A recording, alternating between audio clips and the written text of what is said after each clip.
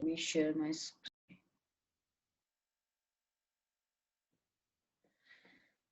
So you guys can see my screen, right? Yes, we Yeah. can. Perfect. Did we study about the 4 things I asked you to? I can say login flows is okay if you have not studied, because flows are something different for the advanced admin and the app builder course. So we are not going to study the flows here. Apart from flows, have you studied the password policies, session settings, network access? Did you check that?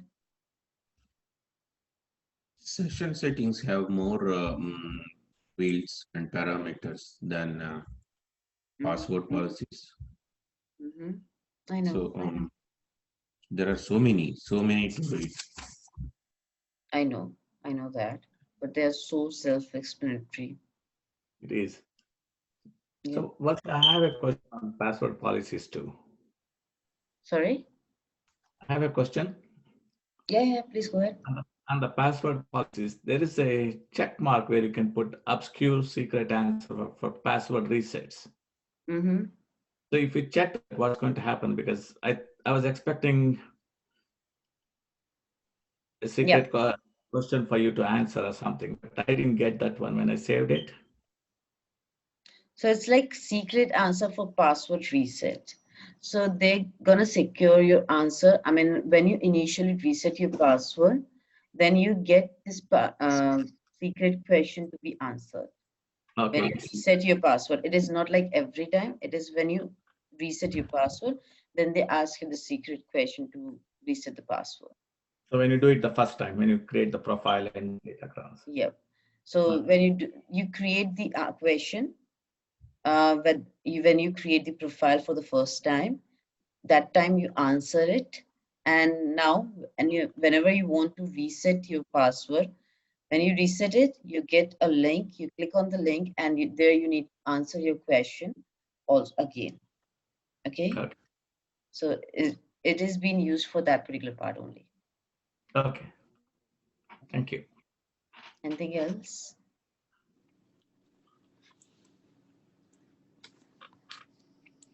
No more questions under password policies?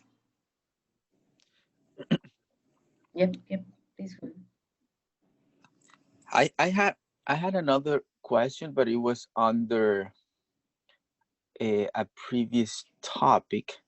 Let me pull it out. It was here. I wrote it. Under the sharing settings. Mm, it was under. Let me see. I don't find the question. I wrote it, but oh no, it's not this document. Sorry, it's here. Oh, okay. So you know, um, I wanted to. I I wanted to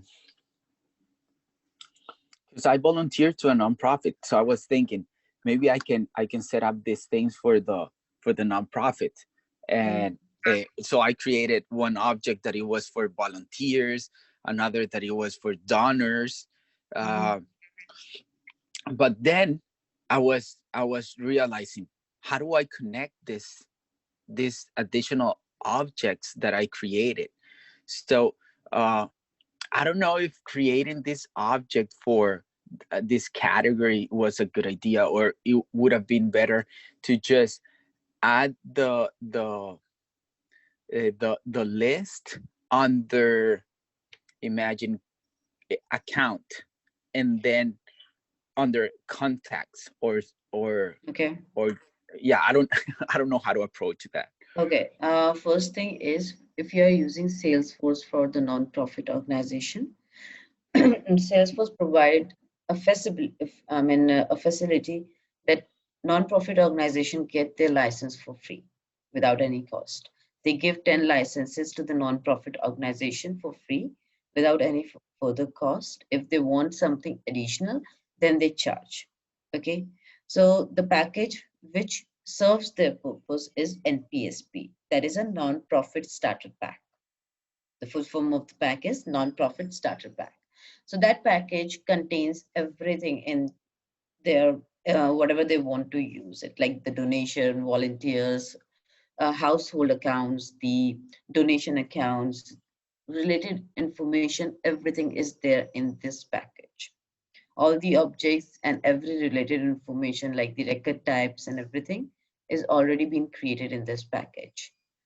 So we Okay. set, we integrate that package with the Salesforce and set that up so that integration, once it has been integrated, because it is mandatory for the people, those who are purchasing Salesforce, for the nonprofit, they get this package pre-installed.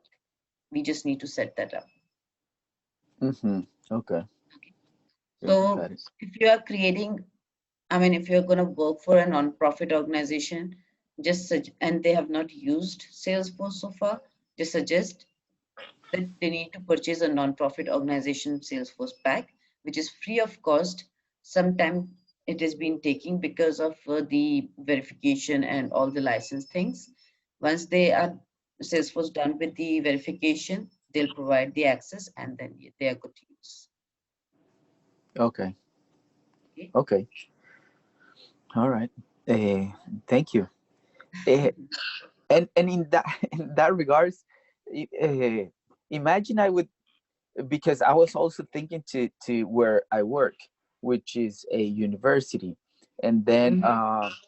we have their students that they are also working for the university, Mhm. and I was thinking to create one object for we call them student assistants, That but you can I have. do. That you can do. There's no Oh, problem. okay.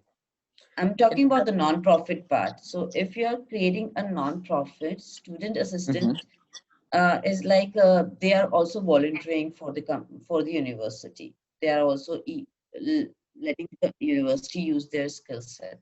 So that's a kind of volunteer, right? mhm, They're gonna teach in the university, or they're gonna make other things in the university. So that's kind of a volunteer that you can do. You can create your own objects and get the things created in the system. There's no problem, and you can relate them to the account or the opportunity using the existing object called contacts is not going to worth you, because in under the context you're going to put others data like your principal data or your student data, which are actually studying in your university, right? mhm, So mhm. creating another object is the better option in this case. Rest I can tell you if you give me the entire scenario you have in your side. Mm-hmm. Mm-hmm. Okay. Okay, Eh, Thank you very much. no problem. Any more questions, guys?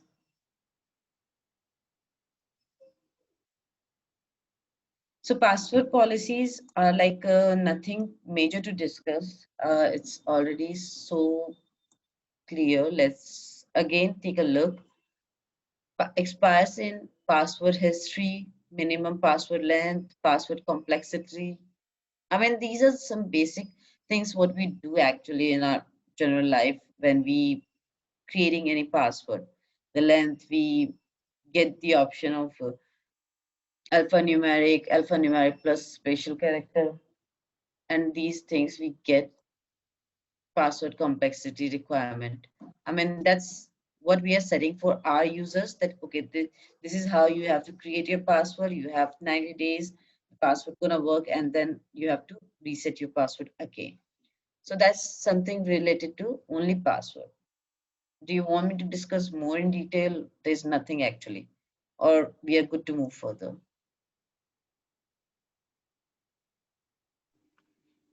Let's move. Perfect. Session settings. This is something which we have more to discuss in here. I asked you to just take a look. Whatever you understand, good, not, it's okay, leave it. I believe most things are self explanatory. Few things in here are related to the development. We enable these things when we do some sort of development if we require to do it. Okay. Mostly things are enabled, so we keep them enabled because those are by default enabled, and we can re-enable it if you want to. So like first is the session timeout. We all know what is session timeout means. If you are not longer working on the system, it should time out and it should re-ask for the password. Okay. Currently the timeout time value is 12 hours. I can make it to 2 hours also. Okay. So after 2 hours, my session will be timed out and I have to re-log in into my system if I'm not working on the system. Okay, I kept it idle for 2 hours and I'm not working on the system, then it needs me to log in. If I select this force logout on session timeout, it means it will just log me out. When the timeout happen, it just logged me out and asked me for the password and uh, username. Disable session timeout wrapping pop-up, warning pop-up, sorry. So generally what happened if I uncheck this checkbox, I used to get one pop-up saying, hey, we are logging you out. It's been 2 hours. You are not working on the system. Or if you are still working on the system, just click on continue button. So that pop-up, if I disable, that means I'm out from the system if I'm not working on the system. Okay. Currently it is enabled. Next is session settings. Log session to the IP address from which they originated. Log sessions to the IP address from which they originated, and log sessions to the domain in which they were first used. So when it was first logged in which IP address, if I check this checkbox, it will be logged to that IP address, and if I move to another one, I will be getting warning. But log session to the domain, so first domain what I used, I will be able to log in using that domain only. I won't be able to use, like if I use login.salesforce.com, so I'll be able to use login.salesforce.com for further logins. Okay. Domain is what? Domain is in your URL. So that's the domain.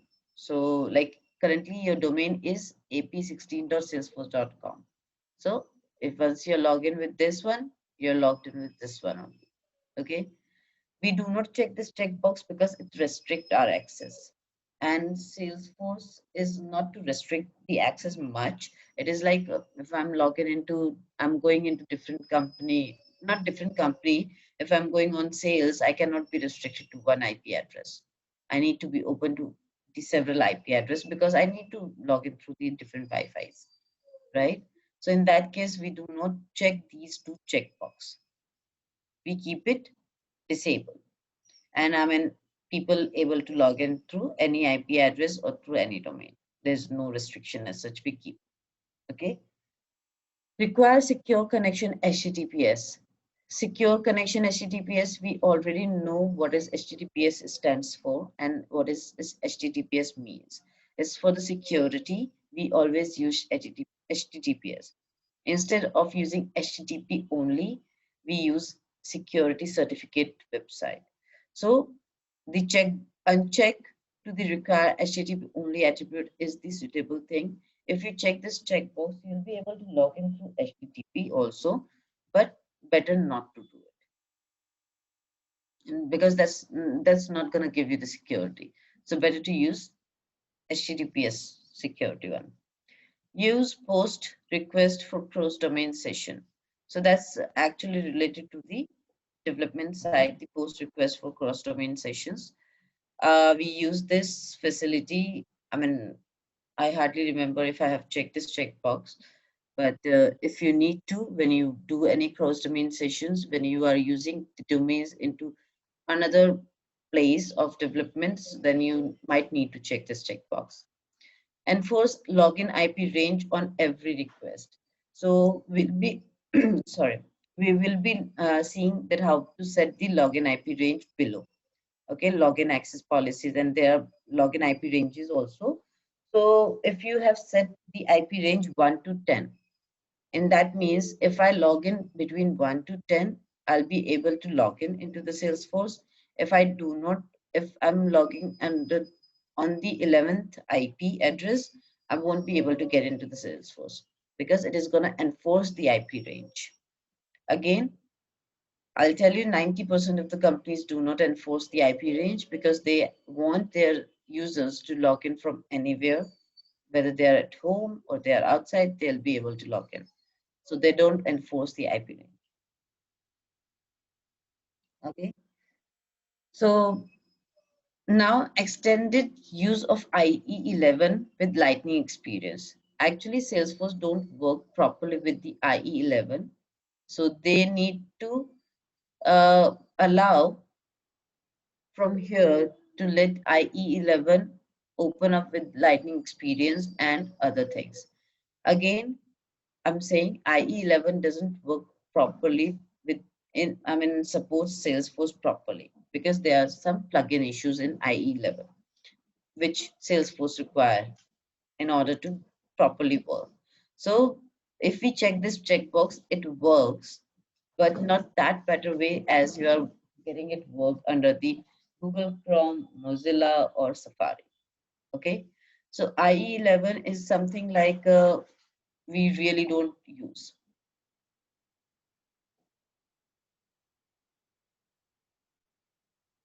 Okay, so I can check this checkbox and use Salesforce under in IE11.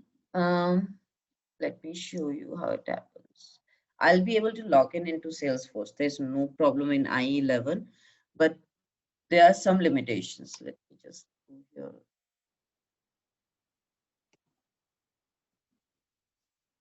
We actually don't use.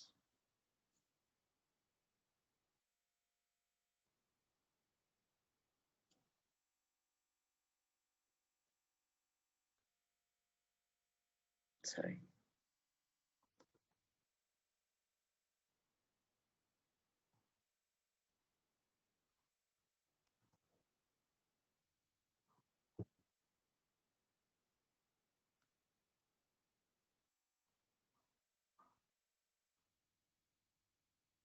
It's going to ask me for the verification because I logged in for the first time under the IE11. So even if you're changing your browser, it is going to ask you for the verification code. I won't receive that.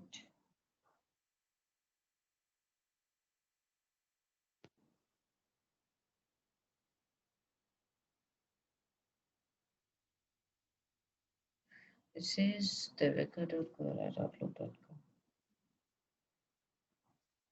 I got it. 82251.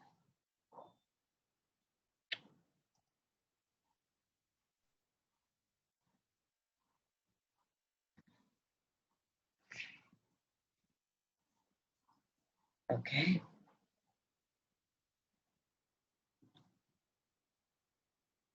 Now I logged in into Salesforce. Okay. Under the IE11, I have not checked the checkbox. Now what it says, by clicking this I agree box below, you agree to these terms on behalf of a company or other legal entity and represent that you have the authority to bind such company or other legal entity and its affiliates to these terms, in which case the term you shall refer to such company or other legal entity. I mean, it's related to some legal stuff. If you do not have such authority or if you do not agree to these terms, you must not accept these supplemental order form terms and may not use Lightning experience with Microsoft Internet Explorer during the extended period of the time after the originally planned end of life date for access to and support of Lightning experience with IE11, which is the period beginning December 16, 2017 and ending December. Okay. If I extend this period, I'll be able to use Lightning, but I'm able to use it now as well. Yes. What is the issue then? If I go to service sales, I'm able to use it. Anyways, the Salesforce recommendation against it, you have determined in your sole direction to continue using Lightning experience with 11 the extend period. Therefore, you agree that Salesforce and its affiliates shall have no liability whatsoever whenever an action is in contract or dot.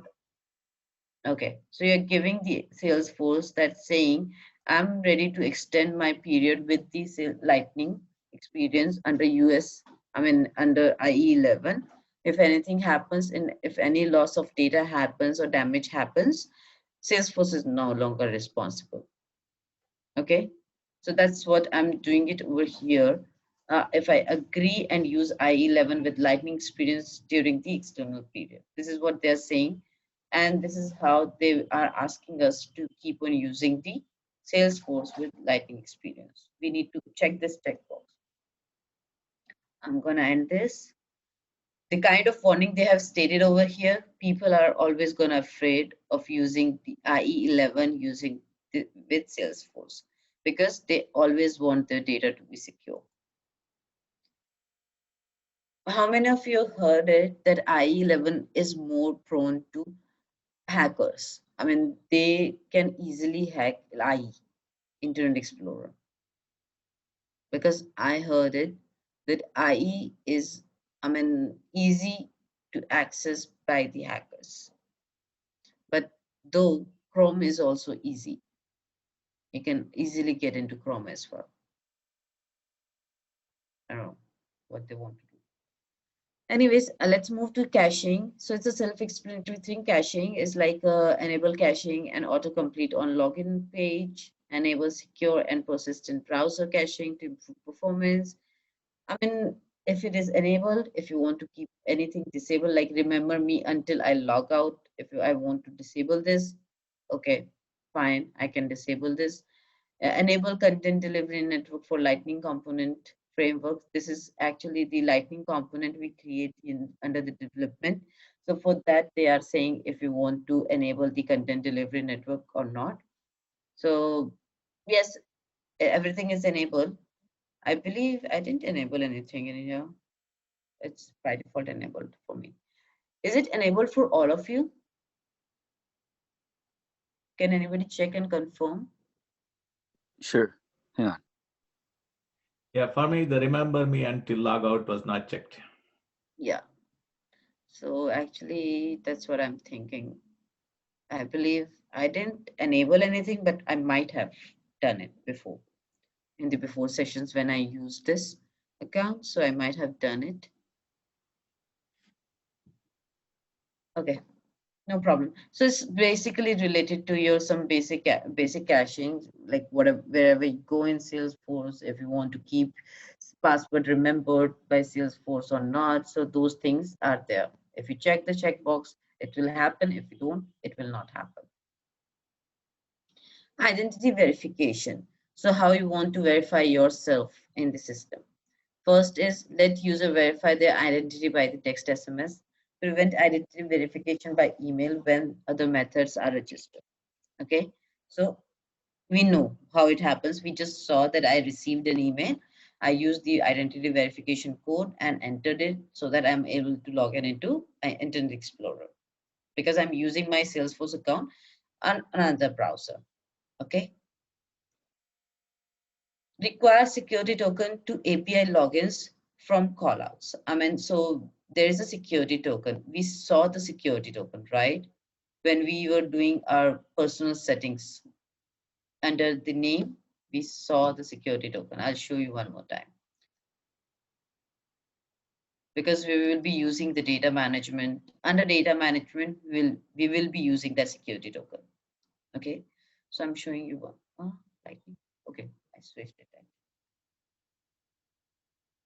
Let's move to classic again.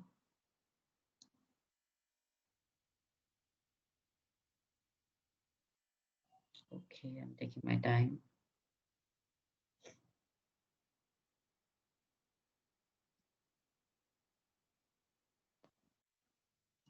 Personal, reset my security token. So this is here, if you click on this button, you receive one security token on your email.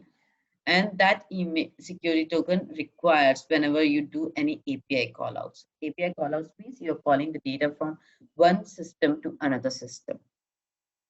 Which system we use in the Salesforce?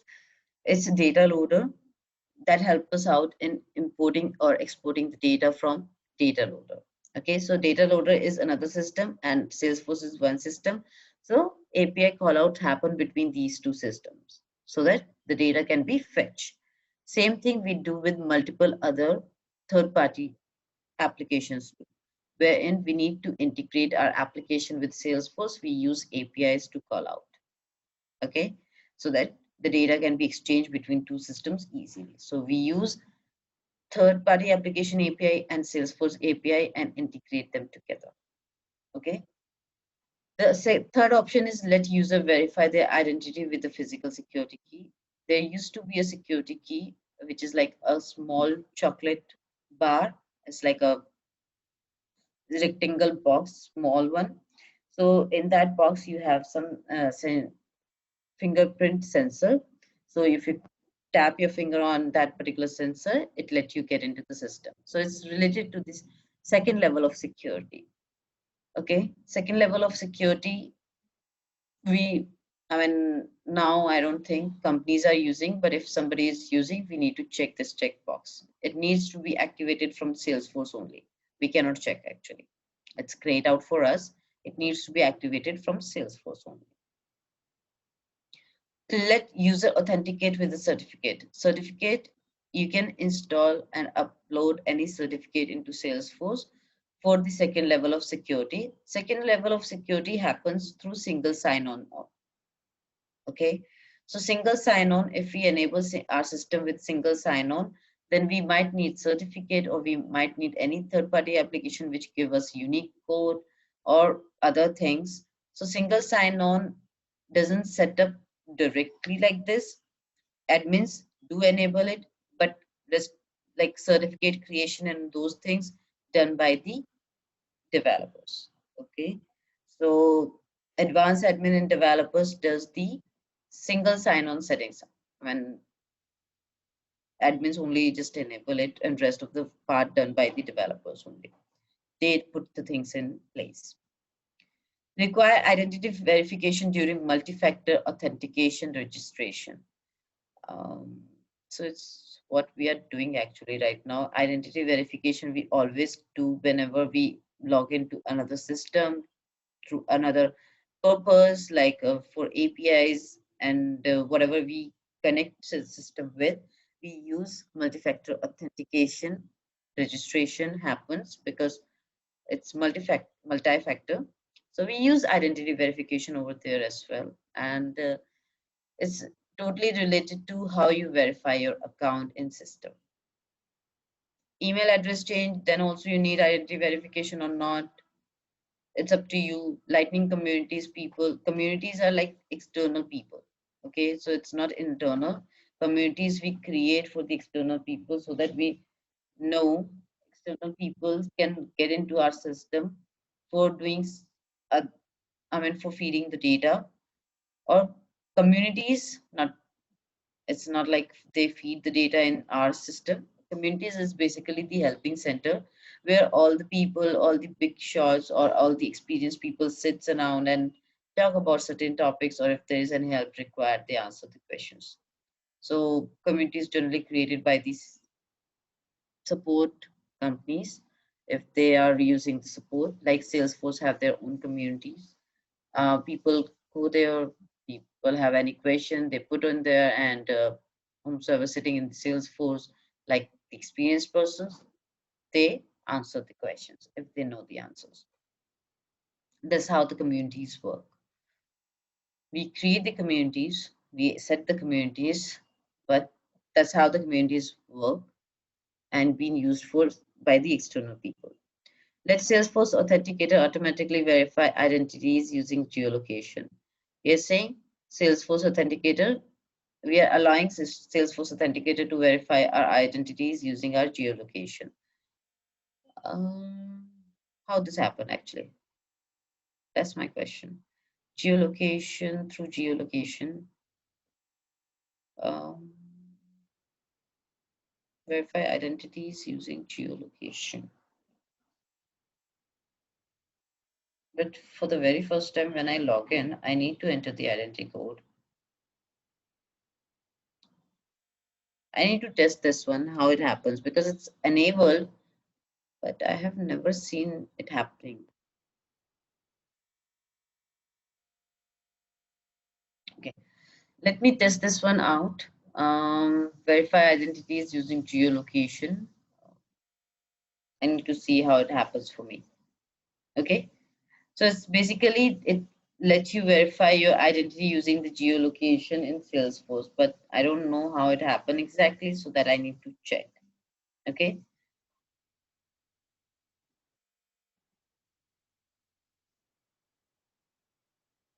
Lightning login, allow Lightning login, or allow only for users with the Lightning login user permission. So if I do this one, if I'm doing this one, in that case, only the users, those who have Lightning login permission set, they'll be able to log in. Otherwise, nobody else will be able to log in. Uncheck this checkbox and keep it open for all. That's recommended. If you are not, if you are keeping it hidden from all and just gonna give access to certain people, then it's up to you. Okay, I mean, it's up to the company demand. ClickJack protection, it is related to entire development. So when we do development, we might need to enable these the other two settings. The two of them are already enabled, so we need to use other two settings. And believe me, I do enable these two, because Visualforce pages sometimes create really a trouble, so we keep them enabled. Not here, because I'm not using it for the development side, but we keep it enabled. So again, it is for the development, trusted domain for Visualforce and survey inline frames. This is for development again. So we add the domains over here and trusted domains. So the domains we want to use in our Visualforce pages, we add those domains here first, and then we proceed further. Get post request. So it's again, we use in the coding part. So we write codes, Apex classes based upon this. So cross-site request forgery. So we use this under the coding part. Contents, and believe this thing which you are seeing here, like the Visualforce page and CSRF, all these things we learn in PD1. So it's a platform developer one. So not app builder, it's a platform developer one.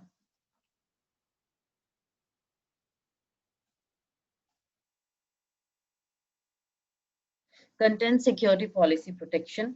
So whatever the content you create in the Salesforce, like your email template or content, content is like knowledge base. So you already know what is content writing. It's like a knowledge base they create for their company. So for those, override restriction on accessing email template in Salesforce Classic using Internet Explorer. If we do this, there will be no restriction. If you uncheck this, there will be restriction. Enable stricter content security policy. If I do this, then there will be a strict content security policy. Means when you see the knowledge articles and all those things, it will be seen by few people, not everybody. Okay. Lightning Locker API version. So currently it is 50. The top one, I believe, there's no further. Yes. So these are the old ones, and the 50 is the current recent API version. Okay. So when we write any API calls, there's always a version of API. So currently it is enhanced till 50. We can use the older ones too, but recommended is always to use the recent ones. XSS protection, content sniffing protection, referral URL protection.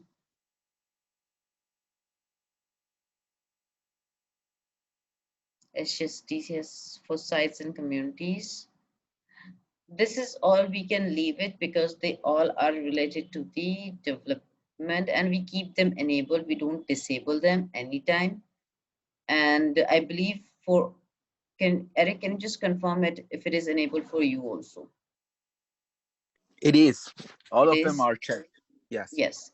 So because it is always enabled. Redirection, warn users before they are redirected outside of Salesforce. So that only happens when we create any Visualforce page. If there's any redirection we have mentioned, so it always warns us. And session security levels, multi-factor authentication, lightning login, passwordless login, username password. So these are the standard ones, the left hand side ones, and the high assurance ones, the multi-factor authentication. If I want, I can do activation to the this one, passwordless login, to high factor one. No, it should be into less one, the standard one. And logout page settings. Logout page setting means if your system log out, which pages should go, you can define over here. Okay. So if I log out and which page I should see, if it is not Salesforce page, if some other page you want to redirect it to, you can define that page over here. And new user email link expires in 7 days. So means when I create a new user, I receive one email. Okay, not me. I mean that user receive one email where they need to reset their password and get into the system. So that link will expire in 7 days. They can do that base. Okay, so that is a new user email.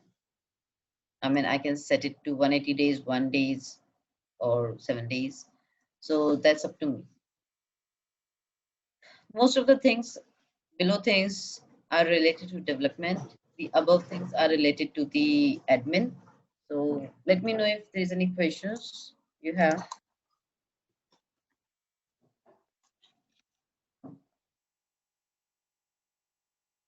Any questions, guys? No? No questions. No question. So guys, when you learn development now, so you guys also learn this, whether we need to enable it or not. We come back here and we tell we need to enable this from here so that we can use this feature. Okay, so it totally depends when we learn the development side. Development is something which, because I'm covering up everything in the system, so I'm not leaving development, I'm not leaving admin like this, I'm not picking up the topics, so I'm telling you what is related to development and what is not. So the one which are not related to development we are covering, the one which are related to development we are not covering. Okay, development or the advanced admin, so we are not covering that part. So that's the reason why you finding me leaving the things behind when I'm telling you on any certain page, because always because there is a development we can do in the system. So obviously there's something will come up across with the settings under the development, and admins don't change these settings. It is only the developers, or developers ask you to change it, nothing else, because developers need them. It's not you who need it, so you don't change these settings. Login flows, as I already told you, flows are not part of the admins. So flows are something related to different. So login flows and Visualforce, they all development side. So we don't learn those things here. So type of flow you want to add login with, and you can select only flow or Visualforce page. Flow is different, workflow is different. We already know that, right? So flow and Visualforce page related is in under the login flows. So we're not gonna learn that. I asked you to see it, but later on I remember that login flows is related to flows. Okay, that's okay. You can leave it. Network access. Here we know that what range of IP address we gonna work in. Okay, so we set our start IP address and we set our end IP address.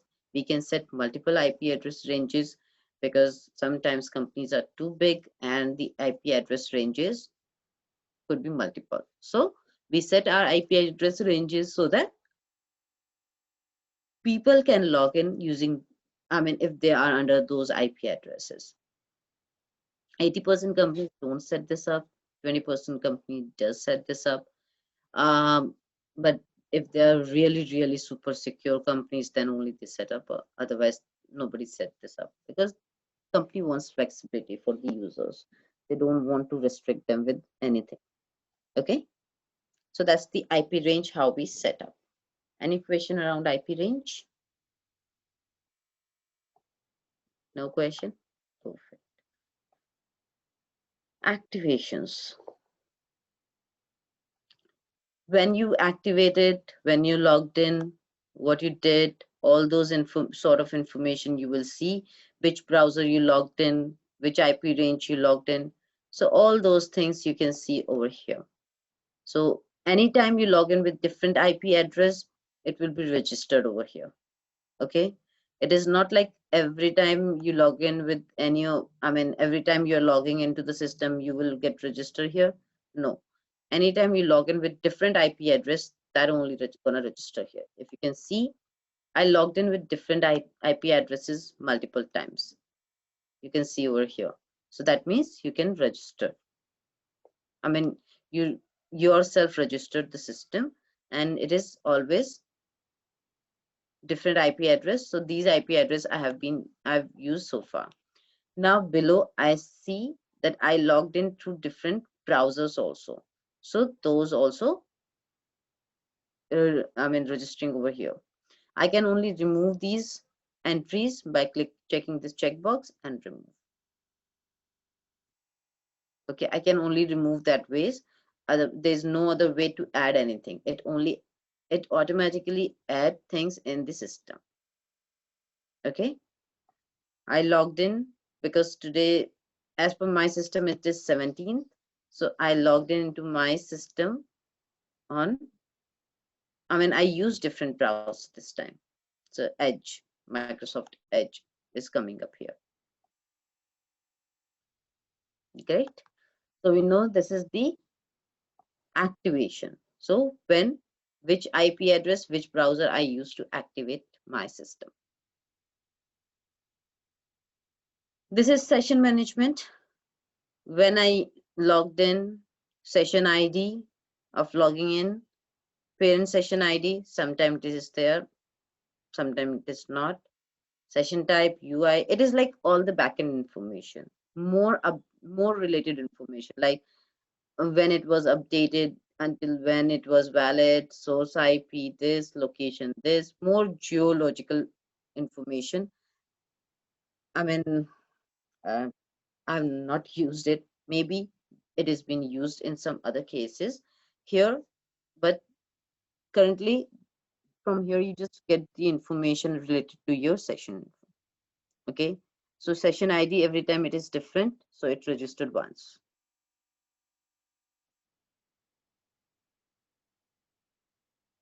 From where the user logged in, to show more geographical information such as approximate city, postal code, create a custom view to include those fields.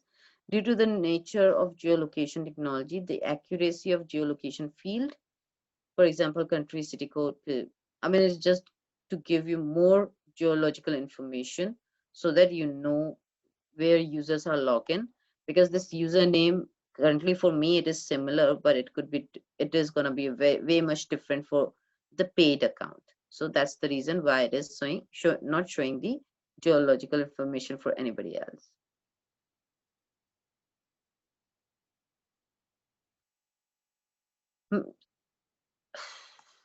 This is login access policies.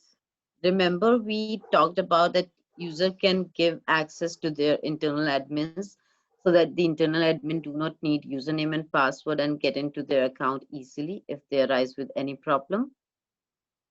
Guys, remember? Yeah, in the test. Sorry? In the test, you give that example for scenario, right? It's there. We learned about it actually. Yeah, we did that 2 days ago, I think. No, it's been in the starting classes. It's under your profile, under my settings, then personal, grant access, account login access. Your company administrator, if you allow access to your company administrator for an year, they'll be able to log in into your account without needing of your password and anything else. There's another way of doing the same thing, but not for the users. It is admin who can do it. It is like by checking this checkbox and saying it is always enabled and I can let into the system. If I save this,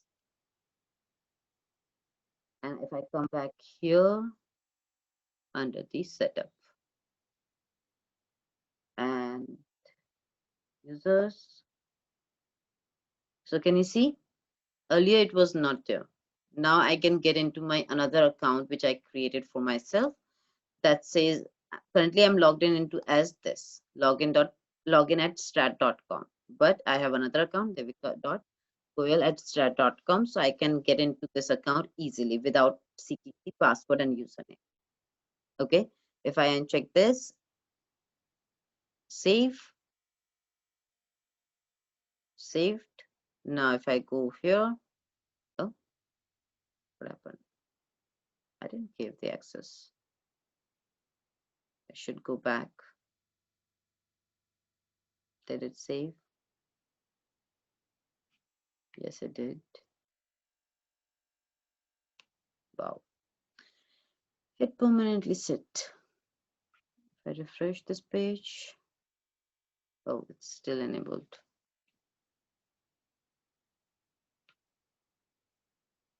Refresh, gone. Gone. You can see it's gone. The login is gone because I unchecked this checkbox and I didn't let the admin use my account and get into the another account. Okay, so if I do this, it will be available for all the users for me to get in. Agree? The another one is the support.com support, salesforce.com support. It means users can raise case and allow Salesforce people, not us or not admins, Salesforce people to get into their system to support and to see the exact issue. Generally, we keep it to available to administrator only because company do not want unnecessary cases to be raised to Salesforce because that cause some issues. There's a limit how much support you can get from Salesforce. Okay, so that's why we keep it to admin. Admin takes care of all the issues. If they are not able to solve it out, then we raise a case to Salesforce. So admins only are the people, those who raise the case, not other users. Okay, any question, guys?